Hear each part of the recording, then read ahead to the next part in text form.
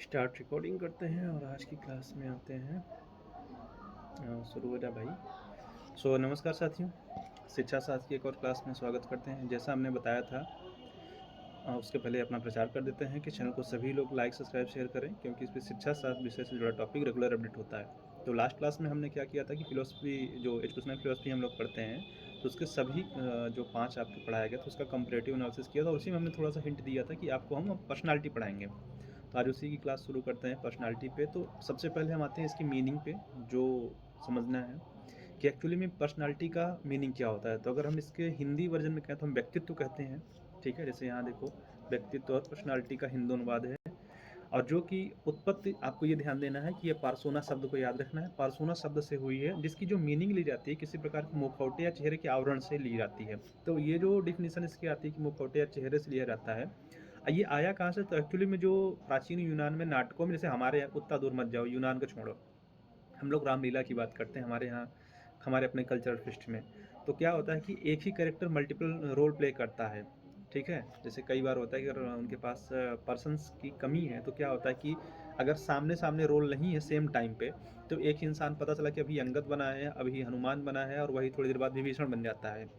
लेकिन क्या उससे उसके व्यक्तित्व में बदलाव आ जाता है? नहीं। अब वो जो वहाँ पे दिखता है, उसका आवरण या मुखौटा उस समय उस कैरेक्टर का होता है। तो यही चीज़ एक्चुअली, ये जो पार्थोना शब्द है, ये मुखौटा, वही नाटक को यहाँ पे एक्सप्लेन किया गया कि उसी के लिए यूज किया जाता है, कि मुखौटे या चेहरे के आवरण से है जिसको हम यूज करते हैं, और जिसको हम जो अर्थ निकालते हैं कि एक बाहरी स्वरूप से होता है, जबकि एक्चुअल में ये नहीं होता है। इसका शाब्दिक अर्थ जो हम, अगर हम डिफिनीशंस पे आते हैं, तो हम तब भी इसको ले लेते हैं कि एज अ पर्सनालिटी ही लेते हैं। लेकिन जबकि ये क्या होता है कि एक सरफेस नॉलेज की तरह होता है, कि किसी भी चीज़ के क्या होता है ना, कि आप ऊपर से जानना, सतही तौर पे। जबकि अगर हम इसको रियल लाइफ में या प्रैक्टिकली लाइफ में हम इंक्लूड करें, तो ये नहीं होता है। जबकि हम कई बार क्या होता है ना, कि हम सिर्फ लोगों के फिजिकल फॉर्म को, या उनके कपड़े पहनने के आधार पे, या उनके कम्युनिकेशन स्किल्स पे, या उनके एनर्जी, या डेली लाइफ के कम्युनिकेशन से कह सकते हैं ना कि अच्छे व्यक्तित्व वाला है। जबकि उनके चेहरे की अगर किसी की बनावट अच्छी ना हो, कपड़े अच्छे ना पहने हों, तो हम उसे क्या कह देते हैं कि पुअर पर्सनैलिटी बता देते हैं। तो इस तरह के दृष्टिकोण को भी हम लेते हैं, बट क्या होता है कि ये जो चीज़ें हैं, ये जो पॉइंट ऑफ व्यू हैं, ये प्रॉपर किसी की पर्सनैलिटी को डिफाइन नहीं करते हैं। और इसका मैं सबसे अच्छा एग्जांपल दूँगा कि आजकल लोग, खासकर जब आप लोग कोई ऐसी मूवी देखते हो जिसमें एक सीरियल किलर है, ठीक है? एसआरके मत समझ लेना, ये सीरियल किलर है, हम किलर लिख देते हैं। शाहरुख खान समझ लोगे तुरंत एसआरके का मतलब। कोई सीरियल किलर होता है जो, तो आपके आस-पास ही होता है, जबकि वो, उसका चेहरा उस समय तो आपको नहीं समझ में आता। क्यों? क्योंकि वो आपके सामने जिस व्यक्तित्व को दिखाता है, और उसकी हरकतें उसके जस्ट अपोज़िट हैं। तो यही चीज़ यहाँ समझाने किया जा रहा है कि जो ऊपर से दिखता है, एक्चुअल में वो व्यक्तित्व नहीं होके बस वो उसका सरफेस नॉलेज होता है, या सरफेस चीज़ होती है।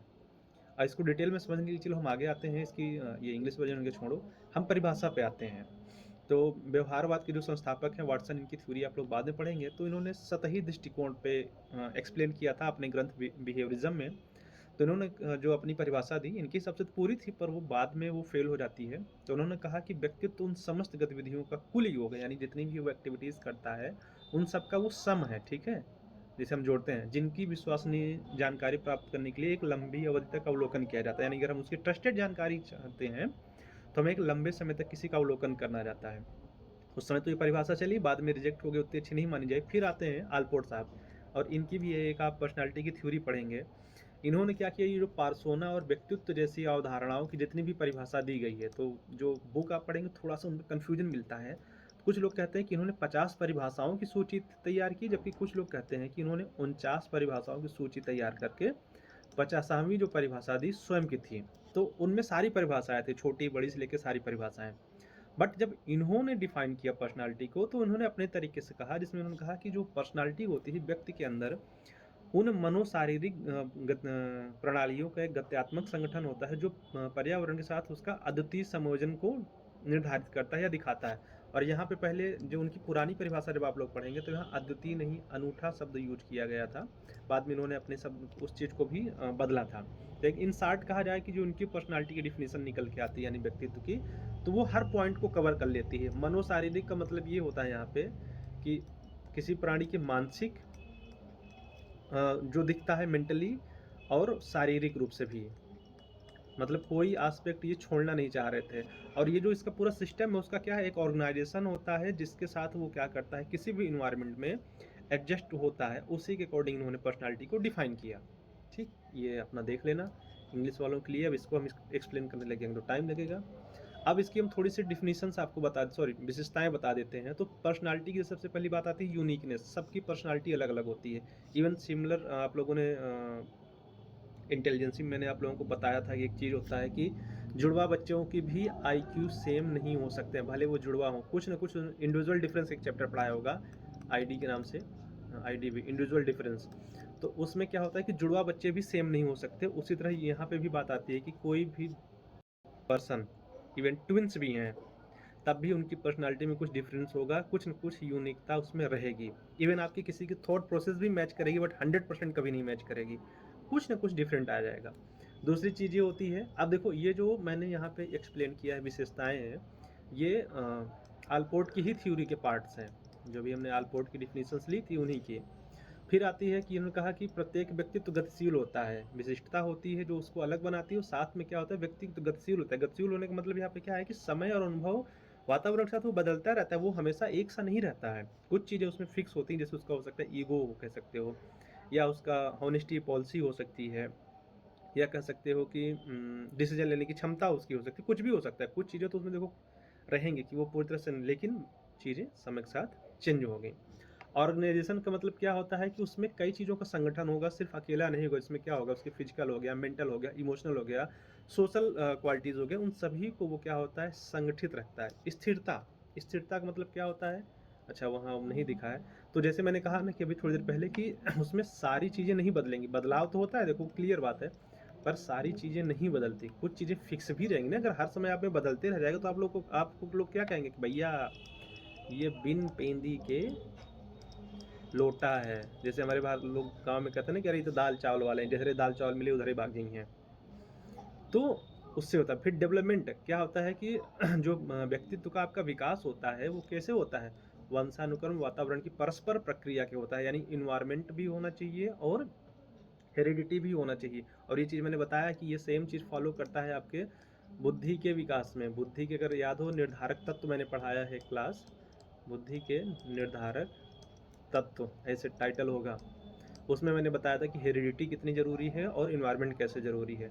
तो हेरिडिटी का मतलब ये होता है कि कुछ चीज़ें फिक्स होती हैं, उसको कम्प्लीटली नहीं बदला जा सकता, और इन्वायरमेंट में चीज़ों को और इन्हेंस किया जा सकता है। तो वही चीज़ यहाँ पे होती है। फिर गोल डायरेक्टेड या ओरिएंटेड कर सकते हो। तो व्यक्तित्व यह भी फिक्स करता है कि अपने लक्ष्यों को प्राप्त करने के लिए कैसे कार्य करते हैं। जैसे इसका एग्जाम्पल मैं महाभारत से दूंगा। महाभारत में दो कैरेक्टर थे, तुम लोग दुर्योधन कर्ण सोच रहे होंगे, इसमें एक ही सही है। एक दुर्योधन था हमारे पास, ठीक है, दूसरे हमारे पास युधिष्ठिर थे। दो कैरेक्टर थे। दुर्योधन एनी हाउ राजा बनना चाहता था, उसके लिए वो कुछ भी करने के लिए तैयार था, कि लड़ाई झगड़ा मारपीट छल कपट सब कुछ तैयार। उसका गोल था क्लियर, भाई मुझे चाहिए। वहीं पे युधिष्ठिर के पास भी था, लेकिन उनके तरीके क्या थे, नैतिकता से युक्त थे, या मोरालिटी से अपने तरीके से चल रहे हैं। तो ये भी होता है कि हमें लक्ष्य तो पाना है। क्या युधिष्ठिर का राजा नहीं बनना चाहते थे? अगर राजा नहीं बनना चाहते थे तो युद्ध काहे लड़े भाई, छोड़ दिए होते, न लड़ते। 5 गांव नहीं दे रहा था तो जाके जंगल में रहे आए होते। राजा उनको भी बनना था। अब रीजन आप चाहे जो दीजिए, पर बनना था। फिर आता है सोशल नेचर, सामाजिक प्रकृति। जो यहाँ पे पर्सनालिटी होती है, व्यक्तित्व समाज और अन्य लोगों के संपर्क से विकसित होता है। ऐसा नहीं कि आपका व्यक्तित्व अपने आप विकसित होता जाएगा, नहीं। आपकी फिजिकल बॉडी विकसित होती है, पढ़ने से इंटेलेक्चुअल विकसित होता है, लेकिन जब पर्सनालिटी की बात करते हैं तो आपके इंटरेक्शन से, किस सिचुएशन में आप किस तरह से इंटरेक्ट करते हैं, लोगों से कैसे मिलते हैं घुलते हैं, कोई सिचुएशन में फंस गए तो रिएक्ट कैसे करेंगे, तो इन सारी चीज़ों से क्या होता है, आपकी पर्सनालिटी डेवलपमेंट होती है। हाँ चलो ठीक है। तो आज की क्लास के लिए यहीं तक था। यहाँ पे हमने क्या देख लिया कि हमने समझ लिया कि भाई पर्सनालिटी जो है हमारा पार्सोना शब्द से बनी है, जिसका अर्थ हम क्या लेते हैं, नकाब या मुखौटा लेते हैं। इसको हम लोग क्या मानते हैं, इसको सतही रूप में, हम सतही परिभाषा के रूप में देखते हैं। इस चीज़ को हम लोग सरफेस में रखते हैं। फिर इसको जब हम डिटेल में पढ़ते हैं तो हम गार्डन, आप आलपोर्ट की परिभाषा याद रखिए, सबसे अच्छी परिभाषा है उनकी, कि व्यक्तित्व जिसमें में क्या शामिल था, व्यक्ति के भीतर उन मनो शारीरिक गुणों का गत्यात्मक संगठन है जो उसका वातावरण के साथ अनूठा समायोजन करता है। ये परिभाषा याद रख लीजिए, 2 लाइन की, बहुत है आसान। बस यहाँ लिखिए कि व्यक्तित्व, सॉरी के नहीं आएगा, ये इरेज वाला सिस्टम मेरा काम काहे नहीं कर रहा, यही समस्या आती है टेक्नोलॉजी में। अब इसके लिए हम चले पूरा पेन बदल दें, हटाइए, व्यक्तित्व के अंदर अंतर्निहित भी यूज कर सकते हैं, ठीक है। ये परिभाषा याद कर लीजिए, इससे क्लियर हो जाएगा। और जितनी भी विशेषताएं बताई, मनोशारीरिक हो गया, और डायनेमिक्स हो गया, ऑर्गेनाइजेशन हो गया, एनवायरनमेंट हो गया, एडजस्टमेंट हो गया, ये सब इन्हीं की परिभाषा से निकली हैं। और इसको याद कर लीजिए, तो व्यक्तित्व के बारे में कोई पूछेगा, बुक में और भी परिभाषाएं आप उनको भी दे सकते हैं, बट अगर एक अच्छी परिभाषा और डिटेल में देने की हो तो आलपोर्ट की ही परिभाषा याद रखिए, वो सबसे अच्छी है। पार्सोना का शब्द याद रखिए, पार्सोना यानी नकाब या मुखौटा, इंग्लिश में हम प्रॉपर पर्सनालिटी कहते हैं, हिंदी में व्यक्तित्व कहते हैं। बस इतना याद रख लीजिए, फिर चाहे 6 नंबर के क्वेश्चन में आए, चाहे 4 नंबर के 5 नंबर में, आप बहुत ईजिली लिख लेंगे। और फिर आते हैं, यहाँ से हम लोग आएंगे व्यक्तित्व के प्रकार में, जो अगला टॉपिक हम लोग यहाँ पढ़ेंगे, व्यक्तित्व के प्रकार में। यहाँ पे भी आपको टोटली जो 2-4 छोटी छोटी थ्योरी है, जैसे क्रेसमर की आपको थ्योरी पढ़नी है, ठीक है, हिप्पोक्रेटस हैं, इनकी थ्योरी पढ़नी है, ठीक है। इसके बाद जो मेन थ्योरी आपको पढ़नी है, फ्रायड, ग्रेजुएशन के लिए मैं बता रहा हूँ, कैटल, आलपोर्ट। आपने अगर इतनी 3 थ्योरी पढ़ ली, कम से कम ये 3, ठीक है, और ज़्यादा मन पढ़ने का तो मैं यूंग तक पढ़ाऊँगा, कार्ल यूंग इनका पूरा नाम है। इतनी थ्योरी में आपका कवर हो जाएगा। इसके बाद पर्सनालिटी मेजरमेंट के तरीके बता दूंगा, यानी मोस्टली सिर्फ इस हफ्ते की 6-7 क्लास में पर्सनालिटी पूरा खत्म हो जाएगा। उसके बाद बचेगा आप लोगों का मोटिवेशन, मेंटल हेल्थ, हाइजीन, हाँ, और ग्रुप डायनेमिक्स, तो आपकी ऑलमोस्ट क्लास हो जाएगी ओवर। तो ये भी कवर हो जाएगा। अब बस वही बात, बार बार चैनल को ज़रूर लाइक, सब्सक्राइब, शेयर करें। मैं आपको मैटर दे रहा हूँ। और हाँ, ये पीपीटी तब मिले क्योंकि इसकी पीपीटी मैंने एक साथ ही बनाई है, तब तक आपको क्लास पे डिपेंड रहना होगा। जैसे ये चारों थ्योरियाँ कवर होंगी तो इसकी कंप्लीट पीपीटी आपको ग्रुप में दी, वो टेलीग्राम चैनल में जुड़िए, वहाँ पे मिल जाएगी। सो चैनल को ज़रूर लाइक, सब्सक्राइब, शेयर करें। मिलते हैं आप लोगों से नेक्स्ट क्लास में, तब तक के लिए थैंक यू। और इसको अब हम रैप अप करते हैं।